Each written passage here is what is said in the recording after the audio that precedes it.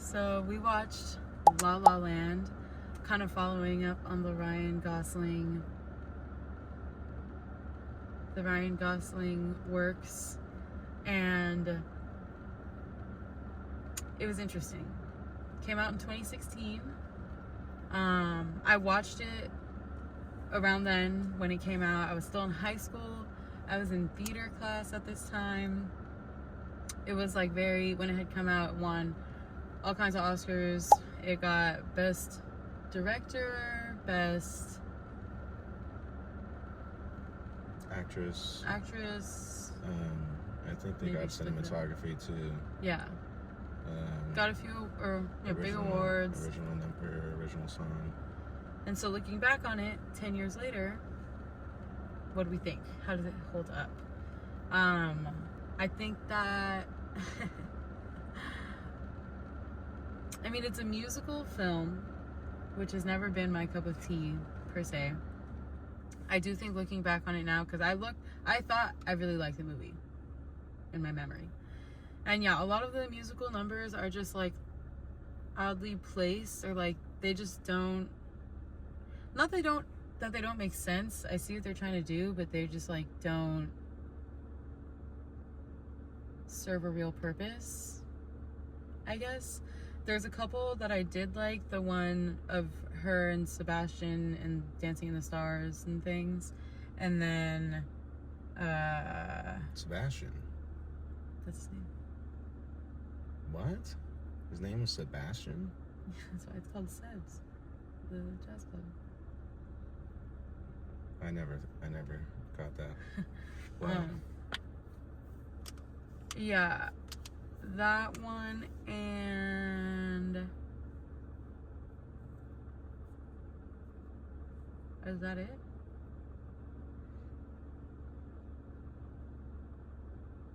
Yeah. If you can't remember it, then it's didn't stick. Yeah. There were like other scenes that stuck out to me. It was the one, maybe it's at the end, where they're like going through the movie sets. Go through the movie set. I'm seeing it, and I'm seeing the like dancing and stuff, but I can't remember the song. But anyway, that was the other one. I want to say it's more the colorism that stood out to me. The coloring of the movie was really visually like attractive. It had all kinds of pops of color. The mood lighting in every scene was very telling. A lot of like blues and pinks, and then when they're arguing, they're like having that dinner conversation where the food burns and everything. There's a lot of like greens. It's always a lot of green with Mia too, which you pointed out, like her best outfits are in green. Yeah.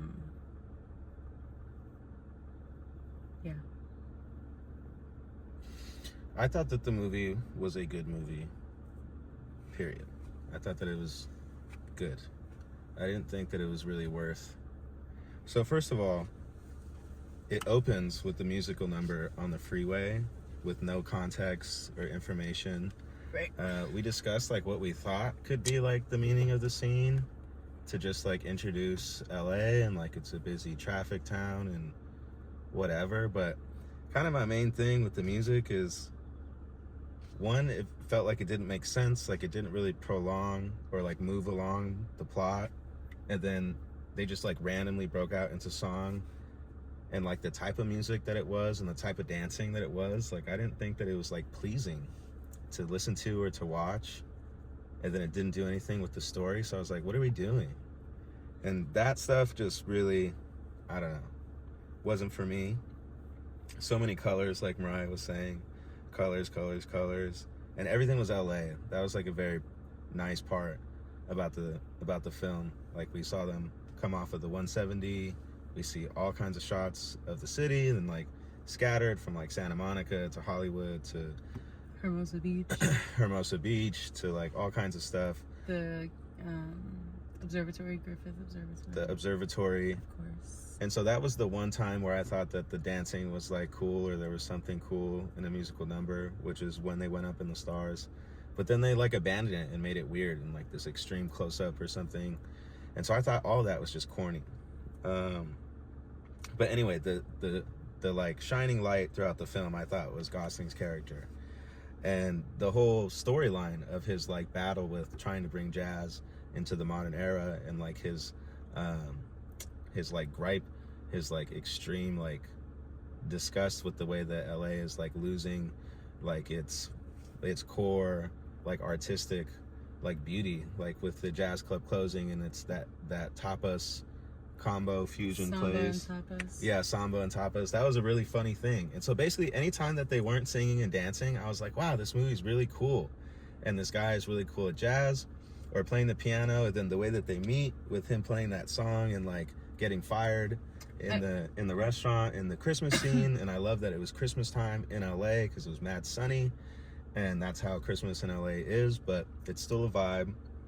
And so the way he meets Emma Stone, I really loved. Music doesn't make me want to dance. Yep, not that impressed. Yes. When Gosling was on the bridge in Hermosa Beach, him randomly dancing with an older black lady, just thought that was insanely funny. That was funny. That was a perfect example of like, what are we doing? No. What's happening? Can I say something? Yeah. That's exactly what I have like a thing with musicals too. Why I have a thing with musicals as well, because does everybody acknowledge the main characters singing, or is it like not really happening? And so La La Land is this weird match where like seemingly it kind of is happening, right? Because the husband like reacts to it and he's like, yo, like, right. And it's this whole like playful thing, and I get what they're trying to do, but like I don't like. I have no idea. Yeah. And also, like, what is pleasurable about that? Like, something happens in the story, and then, like, why is that cool? Why is that fun? The idea is that there's so much emotion. Yeah. That it's expressed in more than words or whatever in song. And I'd like to say that that's not whack. Like, I'm not hating on musical numbers in general. Perfect example, which I mention all the time, 500 Days of Summer. Mm-hmm. When Joseph Gordon-Levitt's character and Zooey Deschanel's character hook up for the first time, he goes off in this like, I'm extremely happy type number. And it was so dope. In season 7 of The Office, when they open up with that no, that thing, dope. Love it. But all those have context. Like, they're opening up the season. They just had sex. And it was cool, fun music, and the dancing was fun and cool to look at. La La Land, yeah. And then so also, John Legend's character and the way that he like has this new like fusion jazz but EDM type shit. I thought that was like a really genius thing, because his music wasn't bad, but it wasn't like the core essence of what Gosling was trying to preserve, and that's why Emma Stone was so turned off to him kind of doing that. But the struggle of like wanting to be successful or reliable or, you know, just a good enough partner while working in music or in the arts, and then balancing like your dreams with your loves and your relationships, which is ultimately what the movie turned into, and then both prioritizing, you know, their passions, and the way that ended up, and the fact that it wasn't a happy ending was probably the reason why everybody was so juiced about this movie. Absolutely. And I love that it wasn't just a cliche happy ending, even though they had, you know, they weren't like absent of cliches. Yeah, so I commend them. I commend the film and Damien Chazelle for that. I definitely think that it was like a great idea and dope concept. I think that even the music could have been done better. Maybe that's just not my taste, and whatever. People are really into the show tuning or right, like big theatrical type shit. Because I will say, to that point, I liked this kind of music way better than I liked a Les Mis or I hesitate to say Barbie, because Barbie was like pop and like easy to kind of sing along to, or not sing along to, but like, you know, kind of like what, like tap your foot or whatever. You can kind of get into it, and like you do have to buy into the show tuniness of La La Land for sure. But there were moments where I found myself in the songs like definitely like, okay, but then I didn't like when it like really slowed down and it was like the solo shot and like I don't know. And I think that is just my taste. I think that some people really like that, and it wasn't too like, it wasn't distasteful. But yeah, I think that the musical numbers at times, I think they could have been done better, and I think that it was just, I want to say that it was just 2016, like that was just as good as it was at the time, but like, I don't know, is that the case? Like, I think they could have been a little bit better. Right. It's a hard thing to do. There's so much stuff going on in a movie. Yeah. Yeah. I'm definitely not into it. I hated every single musical scene. Okay. Yeah. Separate from the music, though, I did want to say that I did really like the opening, or the idea of the start of the film after the musical thing, where we see Emma Stone and Ryan Gosling interact or meet for the first time, and then we follow Emma Stone, and then we then double back and relive the whole thing from Ryan Gosling's perspective. That was cool, taking us to that point in the restaurant or whatever after. And I did like the restaurant and how it was Christmassy themed and things too. That was super relatable. The manager wanting him to play only Christmas shit, and he's like, okay, cool, I'm gonna kill myself.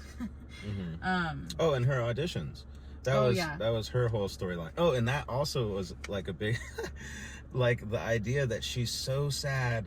Okay, so let me say this. I'm not putting down the audition fail, like rejection experience. Obviously that sucks. But for the level of emotionality that they were putting out for like this generic kind of Hollywood story, it was hard for me to buy in. And then at the end when they're both like, I don't know, everything that I'm saying can be taken and like, that guy sounds like a dick and like all that stuff. Because at the end, even though I thought that the final scene where they look at each other and they know that they love each other but they can't be together, I thought that that was beautiful and extremely well acted and shot and all that jazz. And at the same time, like coming off of Project Hail Mary or like these other big films with big kind of motives, I'm just like, dog, like this is a little bit hard to buy into. It's a little, like the stakes are so low. We also just watched Driver, and that was a great movie. Fantastic Ryan Gosling film, also LA based. Everything about, and then the cinematography, even the way that they portray LA, like everything I think is leaps and bounds better in that movie. The acting, the writing, the story. But the story in La La Land was really good. And to your point, it is like the creative struggle, which I really related to. Do you take the stable job that's sacrificing your dream a little bit, but it's stable, it's enough, you tell yourself that you're still going to be able to pursue Gosling's your passion. story, though. No, that's what I'm saying. But we're talking about Emma Stone. Okay, well, the actress just like getting rejected and then like, oh, you know, well, she like does that's her whole tough. one-woman show, and that's her whole thing. But I was talking about the other thing, and I just want to finish my thought. I thought that was really relatable, and I thought that was really cool, and I think that was my favorite part of the movie and of the story. And Gosling's plot. Yes, and that's what kept it grounded for me. Because the LA actress thing is relatable for a lot of people, but just not for myself, not for us. I'm not saying that it's not relatable. I'm saying that it's hard to like buy the breaking out into song just from that experience. Oh, the very last audition. No, just like her whole thing, like her whole character is just a aspiring actress. Mm-hmm. And then she's like breaking out into these huge like somber numbers about like, you know, just getting rejected at an audition. It's like, you know, I get it, but like, I don't know, it's just hard to buy into. Then they're so successful at the end, and then it's like, oh my god, they can't be together. Like, okay, you know what I mean? I feel like this is just such low stakes. Like, it's not that compelling to me. Like, even their love story, like they had a great run. Right. You know, that like the stakes were low. The stakes were low, and there is real heartbreak. And like I said, I love that final scene, and I'm sure that really happens all the time, where people have this great connection, but just life kind of gets in the way. And I think that's like a story that's like Casablanca or like whatever. It's, you know, told and retold, and it's lovely. But yeah, it's just hard for me to buy into. I think it just resorts back to the music. Like if it was just the story of Mia and Sebastian, and then it wasn't this like, oh, like I think I could lock in a lot more. But yeah, I just don't buy the over emote. Right. Especially because it's such a low stakes. Like even Les Mis, like I think like, you know, poverty, like hunger, all this stuff. Like I could buy into the song stuff more. War. Yeah. Yeah. Or I guess more revolution, but yes. Mm-hmm. And I love the Ryan Gosling plotline. That's why I wanted to differentiate the things, because I was just talking about Emma Stone. I feel like we touched on Gosling's thing really well, and I relate to both, honestly. Like rejection, and then the struggle of, like I said, you know, wanting to be successful for his partner, but wanting to continue in his passion. But completely, and he just doesn't bust out into these like random like I'm sad type shit. Really, like he's into his art. Well, he does though, but it's just not singing. But he always goes back to that piano song, which is really sad, and it's always random. Like, right, but that's like a motif throughout the film. Like I like that they use that, and I'm not upset at, you know, sadness in a film. Right. It's just like, yeah, I just couldn't buy into Emma Stone's thing. That, but also like their love story, I think, is very minimal. You know, it's not like even like The Notebook or Titanic. Or he like was whatever. Totally a jerk to her both times that they met for like their interactions or whatever. He flips her off on the freeway, honks at her for like a minute straight, and then just totally F's her off in the restaurant, walks right past her, hits her shoulder, and she's trying to compliment him. Right. And then I forget how at the party is how they meet the third time. And that scene was funny, but there was like no musical thing involved. And that's when the movie, I think, really gets good. They start interacting and stuff, and it's funny. But yeah, that's like a pretty rare, or like a standout scene of the movie. But I thought that was super funny. She requests Take On Me, and oh yeah, does the whole like, she sings along to the thing. He is in this 80s cover band because he got fired from the restaurant. And he's pissed about it because he's playing all these, like, you know, in his mind, wax songs. Yeah. And that was a really fun, cool moment. And you can see that they do have chemistry and they are, yeah, good in the roles. But, yeah, I agree. Emma Stone's scenes were a lot, not, like, bad, but Ryan Gosling's scenes were just so much better. So yeah, it seems like the writing was a lot more in depth for him. I mean, clearly, like, I mean, they got more substance with Emma Stone's character with her one-woman show, but they kind of, it's like it's a sub-story, it's a B story compared to Gosling's A story with the jazz shit. You know what I mean? And then she like fails, but then she succeeds. Right, until he gets her the audition. She gets the audition, right? And that whole thing was really cool. Him going all the way to Nevada or wherever she's from. The honking thing too, it's so rude. Like, just I don't know if that's a LA thing or what it's supposed to be, but it was cool that he went to go get her, and he was about to drive away right in the morning, and she's like, I got coffee, or like, I got breakfast. That was all funny. It was good. It was a good story. It was a good movie. But yeah, I think it had to be, or it was good because of Gosling. It was what it was because of Gosling. Yeah, it's funny that he didn't win the Oscar that year too, and I think rightfully so, because Casey Affleck won for Manchester by the Sea, which is like, you know. So, yeah. Good for Casey, he deserves it. But Gosling, I think his gentleness, like his smile, his like gentle smile that he does, which he did a lot in Driver too, and Project, I'm sure he does all the time, but that, as well as his like self-deprecating like sarcasm. He has like a very, like that scene where she comes through with the coffee, he's like, oh fuck, like, yep, right. Like, let's go. Good. Yeah.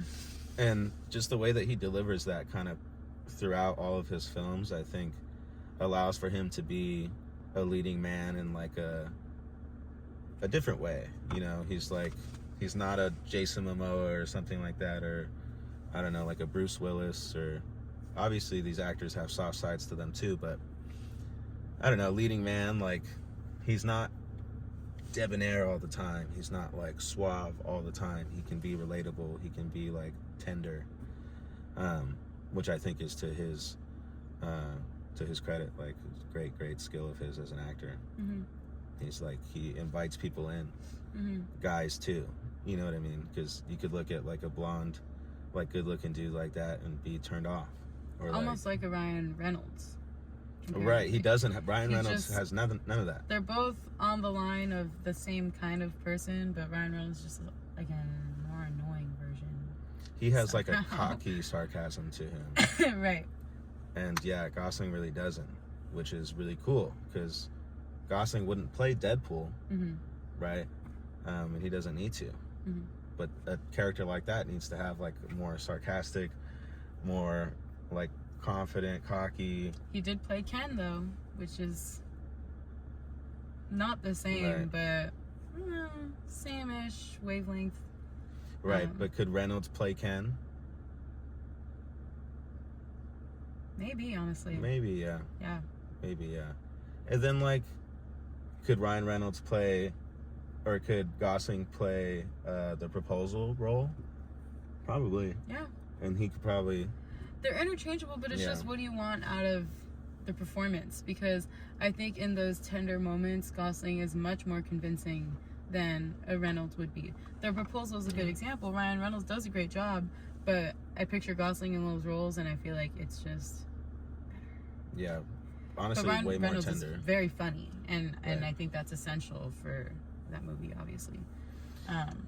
Yeah, because Gosling did play kind of a cocky character in Crazy Stupid Love, but then he really turns it around Right. and becomes really tender and like really sweet, like Only with intimate character. right. And not just with Emma Stone, like with his whole experience with Steve Carell, and even with that, like his camaraderie with him, like and then you see with Emma Stone, he opens up and talks about his parents and why he has all that money and why he, you know, kind of is the way that he is. So, yeah, credit to Gosling. After watching Project Hail Mary, he's cemented in my mind as like one of the best actors, one of my favorite actors, I will say. And all of his movies I like. I haven't seen a movie of his that I disliked. Even La La Land, I was going into it like, you know, like, let's see what this is. I'm really not a musical guy, and he saved the day. Mm-hmm. He's a great actor. I think because I liked his storyline, or like it was super necessary for the film, because Mia is living the more classic, like stereotypical experience of LA, and I do think that is a turnoff to some extent, or not a turnoff, but it's like, let's be realistic here, which they do. I mean, she gets rejected and she works at the coffee shop, and there's that, but he is so like locked in. Like I don't know, I mean, about how, like you're saying, dying LA is, or there's that one line that he has, LA worships everything but values nothing or cherishes nothing, or something like that. Basically saying like we have no culture, or like you know, we worship other things so much, but we don't have enough love for it to like preserve it or be true to those things or whatever. Yeah, so it's just more real and relatable, I think, for the experience that we just had, at least in LA, which was tough. Yeah, I think you're right. That is such a critical part of the LA experience. There is Hollywood, and there is, you know, the movie business and becoming famous and all that shit, which is really at the center of the culture.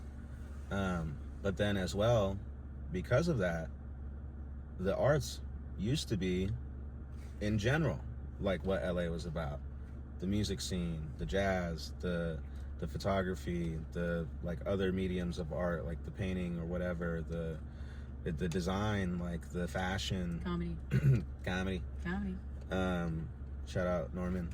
but yeah, so that was the thing, and there used to be all these dope spots and just like literal like hubs for culture, hubs for music, for rap, for all this shit. Like NWA was popping, like all of these dope things, the Lakers, and then seemingly now in the modern day, like it just kind of like killed itself, or I don't know, with the movie industry leaving, it seems like a lot of stuff left with it, and things are dying, and it's LA is outpricing itself. And so this was before COVID, so I was gonna say COVID stuff, but just people are dispersing, and they're not really like living the way that they used to live in LA, and we experienced that, and it was tough. Everything's so spread out, and like there's kind of not really a thing tipping the scales to where like it's worth it to be in LA, because before it used to be those things, the culture spots, the music, the this, the that, and then what the movie showed is like happening on like a super massive scale. Right. All those places are closed. Right, and to that point, I guess I kind of retract my earlier statement, because they do a good job of showing the realistic side of her trying to be successful. I mean, showing up and there's 15 other girls right outside the room that look just like her, like going in the elevator, same thing, like everybody looks just like you. She spills the coffee on her shirt, so she has to do the audition in the jacket, right? And everybody else is in the right uniform, and like her constantly getting walked in on the auditions, or like she's like super emotional and they check their phone and they're like, yeah, you're good, like thanks. So they do a good job at encasing that experience or showing that experience. But it's just hard to support the one-woman show. When has a one-woman show ever been successful? No offense. An amateur first ever show. And like she had a good showing for that. right, and we made the point, like, why would people go? Like, we don't see her inviting people, we don't see her talking it up, like, I didn't see any posters for it or anything, maybe I'm forgetting, but yeah, like, it's just tough. And then of course I understand her being hurt that Gosling didn't show up, but it's like, dude, it was messed up, but he had to do what he had to do. It was work. And what did you expect? Like, you should be okay with rejection at this point. I don't, to the point that we made earlier, the stakes were low. Like, why was that the final straw? You know, like, I thought she would have kept going, or like, at least next week. Like, damn. Right. Like, was that Friday? Like, do Saturday. Like, exactly. Damn. Exactly. So I think that kind of took me out of it a little bit. I wanted her to not lose the drive. Yeah. And yeah, I think we made it clear we liked Gosling's character better, but it's all good. Like, it served a purpose, and kind of through our discussion, like, we get it now. Yeah. Yeah. And yeah, so the last 20 minutes of the movie or whatever, I think were super well done, very well shot. The difference, like, it goes to kind of the vintage camera, like, looking when it's their would have been life, and then just the whole experience of Mia and her new husband leaving and ending up at the jazz place, and then that all happening again with Gosling and stuff. It was just super well shot, and I think the best part of the movie by far. Not by far. There was other good parts of the movie, but that is for sure what sold it and what put it on the campaign for all of the awards that it got. Out of 5 stars? Out of 5 stars, 3.8? 3.9? Oh, are we gonna do, so for our scale we can do that? I know, I wish we could. If I had to do Letterboxd, I don't know if I did 3.5 or 4. Oh, I was thinking 3.5 or 3. So we'll just leave it there. Yeah. Maybe we should do a scale. Maybe we should do like a Portnoy, like 1 through 10, decimals encouraged. Rather than just have that be our shit. 1 through 10, I think, is too much for us. We gotta do 1 through 5. Why? I don't know. I mean, the levels are just so expansive at that point.